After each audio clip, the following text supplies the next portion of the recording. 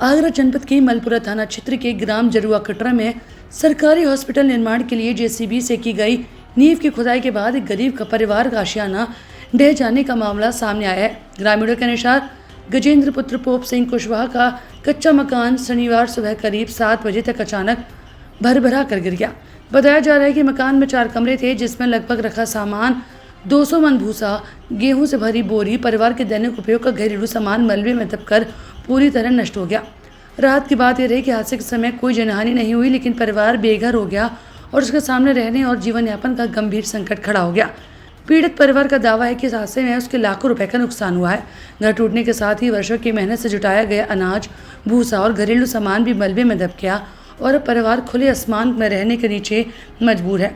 पीड़ित परिवार का आरोप है कि सरकारी विभाग को सूचना और शिकायत देने के बावजूद भी अभी तक कोई सक्षम अधिकारी मौके पर नहीं पहुंचा और न ही किसी प्रकार की राहत या सहायता उपलब्ध करवाई गई। परिवार का कहना है कि वे न्याय और मुआवजे की मांग को लेकर अधिकारियों के चक्कर काटने को मजबूर हैं। ग्रामीणों ने प्रशासन से मांग की है कि मामले की निष्पक्ष जांच कराई जाए और यदि जांच में स्पष्ट होता है कि सरकारी निर्माण कार्य के कारण मकान क्षतिग्रस्त हुआ है तो पीड़ित परिवार को तत्काल आर्थिक सहायता, उचित मुआवजा और सुरक्षा आवास भी उपलब्ध करवाया जाए। अब सबसे बड़ा सवाल तो ये उठ रहा है कि यदि जांच में सरकारी निर्माण कार्य की लापरवाही सामने आती है तो इस नुकसान की जिम्मेदारी किसकी होगी? निर्माण कार्य कराने वाले ठेकेदार की, संबंधित विभाग की या फिर प्रशासनिक स्तर पर किसी अन्य जिम्मेदार पक्ष की? इस प्रश्न का उत्तर निष्पक्ष जांच के बाद ही स्पष्ट हो सकेगा। फिलहाल इस घटना से पूरे क्षेत्र में चिंता का माहौल है।